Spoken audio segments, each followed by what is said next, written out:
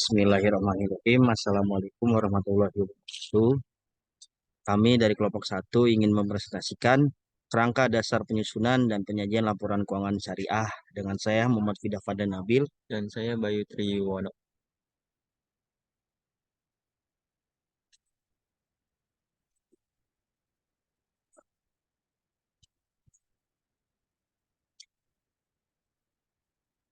Pertama, tujuan kerangka dasar. Kerangka dasar ini menyajikan konsep yang mendasari penyusunan laporan keuangan bagi para penggunanya. Kerangka ini berlaku untuk semua jenis transaksi syariah yang dilaporkan oleh entitas syariah maupun entitas konvensional, baik sektor publik maupun sektor swasta. Tujuan kerangka ini adalah untuk digunakan sebagai acuan bagi penyusunan standar akuntansi keuangan syariah dalam pelaksanaan tugasnya. Tugasnya tugasnya. Kedua, penyusunan laporan keuangan untuk menanggulangi masalah akuntansi syariah yang belum diatur dalam standar akuntansi keuangan syariah. Tiga, auditor. Auditor dalam memberikan pendapat mengenai apakah laporan keuangan disusun sesuai dengan prinsip akuntansi syariah yang berlaku umum atau tidak. Para pemakai laporan keuangan dalam menafsirkan informasi yang disajikan dalam laporan keuangan yang disusun sesuai dengan standar akuntansi keuangan syariah. Pemakai pemakai laporan keuangan yaitu meliputi yang pertama ada investor sekarang dan investor finansial yang karena mereka harus memutuskan apakah akan membeli dan menahan atau menjual investasi atau penerimaan dividen mereka. Kedua, pemilik dana untuk mengetahui apakah dana korup dapat dibayar pada saat jatuh tempo atau tidak. Yang ketiga, pemilik dana syirkah temporer untuk mengambil keputusan pada investasi yang memberikan tingkat pengembalian yang bersaing dan aman. Yang keempat, pemilik dana titipan untuk memastikan bahwa dana dapat diambil setiap saat. Yang kelima, pembayar dan penerima zakat, infak, sedekah, dan wakaf untuk informasi tentang sumber dan penyaluran dana tersebut. Yang keenam adalah pengawas syariah untuk melihat kepatuhan pengelolaan lembaga syariah. Yang ketujuh, karyawan untuk memberi informasi tentang stabilitas dan profitabilitas entitas syariah, pemasok, dan mitra usaha lainnya untuk memperoleh informasi tentang kemampuan entitas membayar utang. Yang kesembilan, pemerintah serta lembaga-lembaganya untuk memperoleh informasi aktivitas entitas syariah. Paradigma transaksi syariah. Transaksi syariah didasarkan pada paradigma dasar bahwa alam semesta diciptakan oleh Tuhan sebagai amanah atau kepercayaan ilahi dan sarana kebahagiaan hidup sebagai seluruh umat manusia untuk mencapai kesejahteraan hakiki secara material dan spiritual atau al-falah. Substansinya bahwa setiap aktivitas manusia memiliki akuntabilitas dan nilai ilahiyah yang menempatkan perangkat syariah dan akhlak sebagai parameter baik dan buruk, benar dan salahnya aktivitas usaha. Dengan cara ini akan terbentuk integritas yang akhirnya akan membentuk karakter tata kelola yang baik dan good governance dan disiplin pasar market disiplin yang baik. Asas transaksi syariah. Yang pertama ada ukhuwah atau persaudaraan yang berarti bahwa transaksi syariah menjunjung tinggi nilai kebersamaan dalam memperoleh manfaat sehingga seorang tidak boleh mendapat keuntungan atas kerugian orang lain. Yang ketiga adalah keadilan atau al-adalah yang berarti selalu menempatkan sesuatu hanya pada yang berhak dan sesuai dengan posisinya. Unsur-unsur yang dilarang ialah riba, kezaliman, judi, unsur ketidakjelasan dan haram. Yang ketiga ada kemaslahatan atau maslahah, yaitu segala bentuk kebaikan dan manfaat berdimensi duniawi, prowi, material dan spiritual, serta individual dan kolektif. Yang keempat ada keseimbangan tawazun, yaitu keseimbangan antara aspek material dan spiritual, aspek privat dan publik, sektor keuangan dan sektor real bisnis dan sosial, serta aspek pemanfaatan dan pelestarian. Yang kelima adalah syumuliyah, di mana esensinya dapat dilakukan oleh dengan dan untuk dan untuk semua pihak yang berkepentingan tanpa membedakan suku, agama, ras, dan golongan. Karakteristik keuangan syariah gitu. Ya. Transaksi dilakukan berdasarkan prinsip saling paham dan saling tidak. Yang kedua, prinsip kebebasan transaksi diakui sepanjang objeknya halal dan baik. Uang hanya berfungsi sebagai alat tukar dan satuan pengukur nilai, bukan sebagai komoditas. Tidak mengandung unsur riba, kezaliman, maisir, goror, dan haram. Selanjutnya, tidak mengandung prinsip nilai waktu dari uang atau time value of money. Transaksi dilakukan sebagai suatu perjanjian yang jelas dan benar serta untuk keuntungan semua pihak. Yang ke-11, tidak ada distorasi harga melalui rekayasa permintaan atau najasi maupun rekayasa penawaran. Ke-12, ada tidak mengandung unsur kolusi dengan suap menyuap. Ini selanjutnya ada tujuan laporan keuangan. Tujuan utama laporan keuangan adalah untuk menyediakan informasi menyangkut posisi keuangan, kinerja serta perubahan posisi keuangan suatu entitas syariah yang bermanfaat bagi sejumlah besar pemakai dalam pengambilan keputusan ekonomi. Yang pertama, meningkatkan kepatuhan terhadap prinsip syariah dalam semua transaksi dan kegiatan usaha. Yang kedua, informasi kepatuhan entitas syariah terhadap prinsip syariah, serta informasi aset, liabilitas, pendapatan, dan beban yang tidak sesuai dengan prinsip syariah.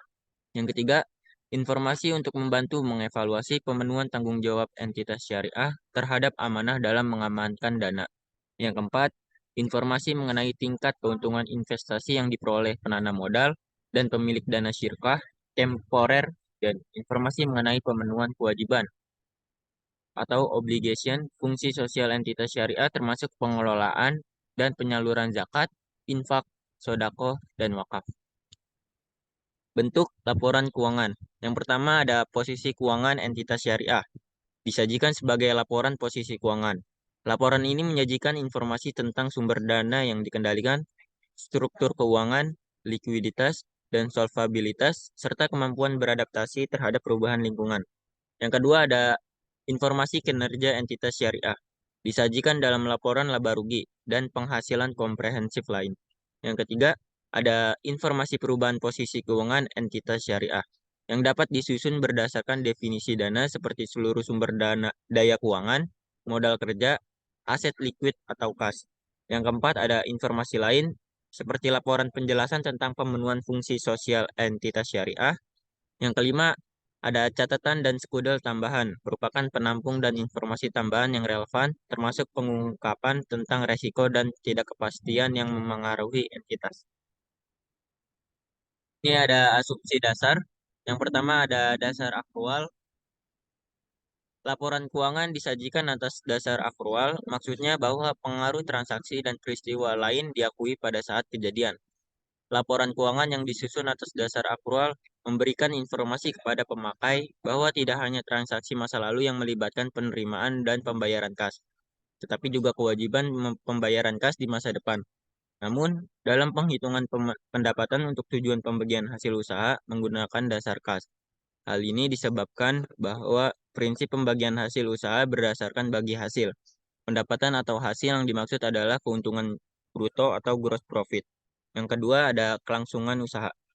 Laporan keuangan biasanya disusun atas dasar asumsi kelangsungan usaha entitas syariah yang akan melanjutkan usahanya di masa depan. Oleh karena itu, entitas syariah diasumsikan tidak bermaksud atau berkeinginan melikuiditas atau mengurangi secara material skala usahanya. Jika maksud atau keinginan tersebut timbul, laporan keuangan mungkin harus disusun dengan dasar yang berbeda dan dasar yang digunakan harus diungkapkan. Karakteristik kualitatif laporan keuangan. Karakteristik laporatif merupakan ciri khas yang membuat informasi dalam laporan keuangan berguna bagi pemakai. Terdapat 4 karakteristik kualitatif pokok, yaitu dapat dipahami, relevan, keandalan, dan dapat diperbandingkan. Dapat dipahami yaitu kualitas penting dari informasi yang dapat ditampung dalam laporan keuangan adalah kemudahannya untuk segera dapat dipahami oleh pemakai. Dua, agar relevan, agar manfaat informasi harus relevan untuk memenuhi kebutuhan pemakai dalam proses pengambilan keputusan. Yang ketiga, ada keandalan.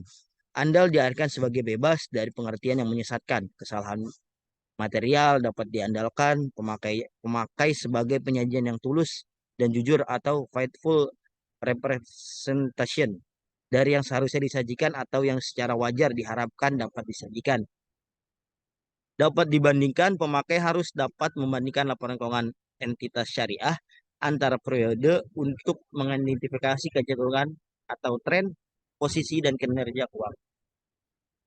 Adalah informasi yang relevan dan andal. Adalah informasi yang relevan dan andal terdapat dalam hal sebagai berikut. Yang pertama, tepat waktu. Jika terdapat penundaan yang tidak semestinya dalam pelaporan keuangan, makanya informasi yang dihasilkan akan kehilangan relevansinya. Yang kedua, keseimbangan antara biaya dan manfaat. Keseimbangannya antara biaya dan manfaat lebih merupakan suatu kendala yang dapat terjadi atau pervasif dari suatu karakteristik kualitatif. Unsur-unsur dalam laporan keuangan. Sesuai karakteristik, laporan keuangan entitas syariah antara lain meliputi komponen laporan keuangan yang mencerminkan kegiatan komersial yang terdiri dari laporan keuangan, laporan laba rugi, laporan arus kas, serta laporan perubahan ekuitas. Terus yang kedua ada posisi keuangan. Unsur yang berkaitan secara langsung dengan pengukuran posisi keuangan ialah aset, liabilitas, dana sirkah temporer, ekuitas. Yang terakhir ada kinerja. Unsur yang berkaitan dengan pengukuran penghasilan bersih atau laba ialah penghasilan atau income, beban atau expense, dan hak pihak ketiga atas pembagian hasil dan sirkah temporer. Pengukuran unsur laporan keuangan. Sejumlah dasar pengukuran berbeda digunakan dalam derajat dan kombinasi yang berbeda dalam laporan keuangan. Dan berbagai pengukuran tersebut sebagai berikut. Yang pertama ada biaya historis atau historical cost. Aset dicatat sebagai pengeluaran kas atau setara kas yang dibayar atau sebesar nilai wajar dari imbalan yang diberikan untuk memperoleh aset tersebut pada saat perolehan. Yang kedua ada biaya kini atau current cost. Aset dinilai dalam jumlah kas atau setara kas yang seharusnya dibayar bila aset yang sama atau setara aset yang diperoleh sekarang. Yang ketiga ada nilai realisasi atau penyelesaian atau realizable atau settlement value. Aset yang dinyatakan dalam jumlah kas yang dapat diperoleh sekarang dengan menjual aset dalam pelepasan normal. Yang keempat ada komponen laporan keuangan entitas syariah terdiri atas satu, laporan posisi keuangan akhir periode, laporan laba rugi dan penghasilan komprehensif lain selama periode, tiga, laporan perubahan ekuitas selama periode, empat, laporan arus kas selama periode, lima, laporan sumber dan penyaluran dana zakat selama periode, enam, laporan sumber dan penggunaan dana kebajikan selama periode, yang ketujuh, catatan atas laporan keuangan berisi ringkasan kebijakan akuntansi penting dan informasi penjelasan lain. Yang kelima ada laporan keuangan bank syariah yang lengkap terdiri atas satu, laporan posisi keuangan atau neraca. Yang kedua, laporan laba rugi dan penghasilan komprehensif lain. Ketiga, laporan perubahan ekuitas. Keempat, laporan arus kas. Kelima, laporan rekonsiliasi. Keenam, laporan sumber dan penggunaan zakat. Tujuh, laporan sumber dan penggunaan dana kebajikan dan catatan atas laporan keuangan. Ini adalah contoh dari laporan keuangan keuangan syariah, yang dimana beda dengan laporan keuangan yang konvensional yang ada di sini ada dana syirkah temporer. Nah, yang membedakan dari dengan syariah dan laporan keuangan Konvensional biasa konvensional. yang ada Itu. di Indonesia. Sekian presentasi dari kami. Bila ada kurangnya mohon maaf. Syukron. Wassalamualaikum warahmatullahi Warahmatullahi wabarakatuh. wabarakatuh.